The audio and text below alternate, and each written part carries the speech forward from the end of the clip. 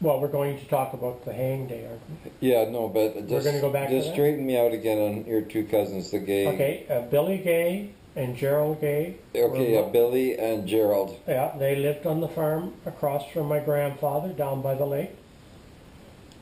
My grandfather, Noble Mannette, gave them the cottage that sat on the water when Rita and Ernie got Was married. that the one where the boat's sitting in front? Yeah, that's where the, what'd you call it, banana boat? The banana boat, yeah. That's what you said they were called. Yeah, right? banana boat. That's with the Ford V8 in it, right? So that was in front of, that's the early photos show that boat and the house sitting right on the lake, but the lake would flood. So Ernie and Rita. The lake would flood? Yeah, huge. Seriously? Oh, yeah, that's why we were waiting for those photographs to come showing the tow trucks pulling the house up the side of the hill into the field above the flood points. Wow. And my uncle, who worked in the machine shop. And that lake would flood because the lake does drain. I've looked at the map and it drains into the Atlantic. Yeah, and if the Atlantic was stormy and bad, then the water would back up.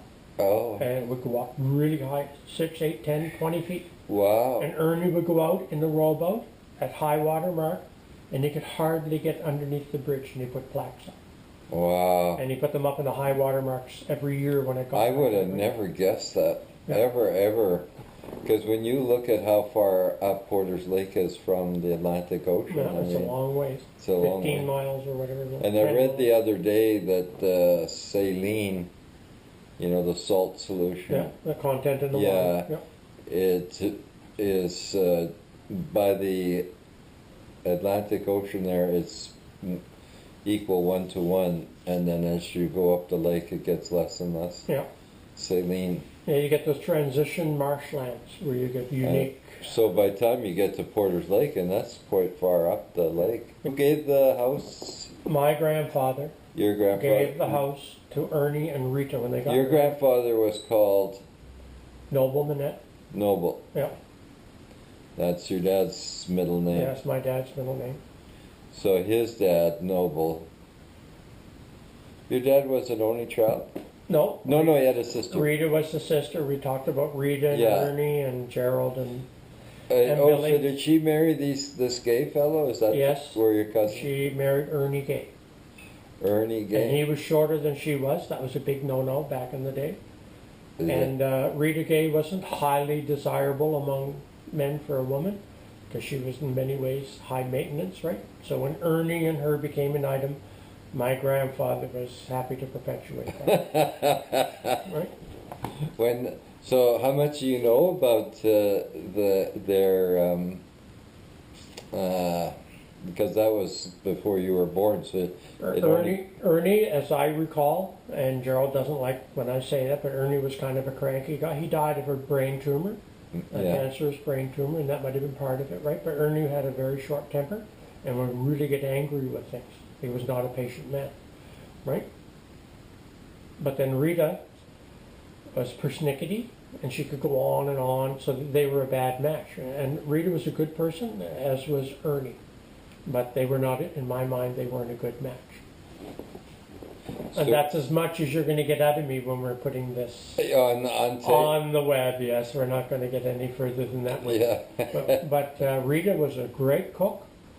She was a really good baker, and she could make the world's best hot cross buns and the best bagels, no, they weren't bagels, buns, the white buns. They were just phenomenal.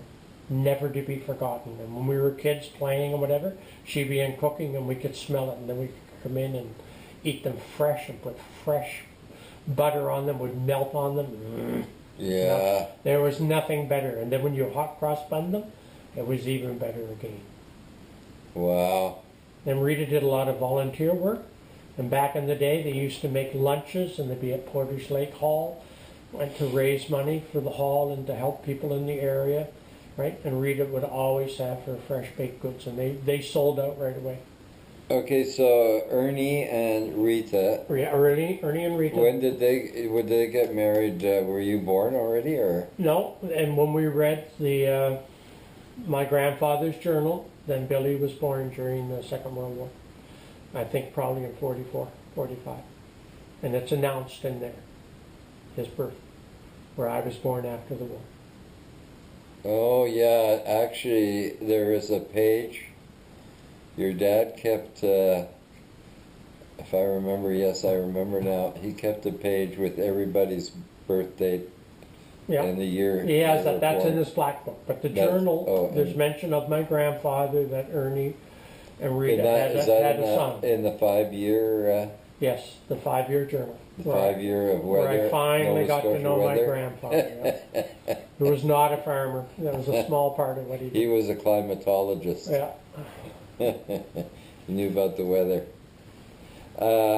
So they had the 2 children, Yep.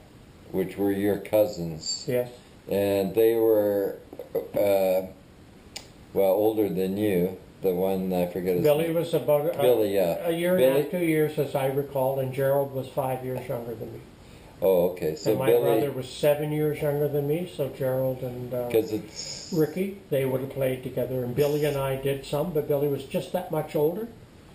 Right. so Billy was the first grandchild for the Mannettes. Yeah. And Billy was a Because smart, I smart get man. Right. I got the impression that it was a pretty exciting time for the Mannette family, for Grandma Mannette, and the first grandchild came. Yeah, The Billy I was guess. the first. If children are exciting, yes. Yeah, of course.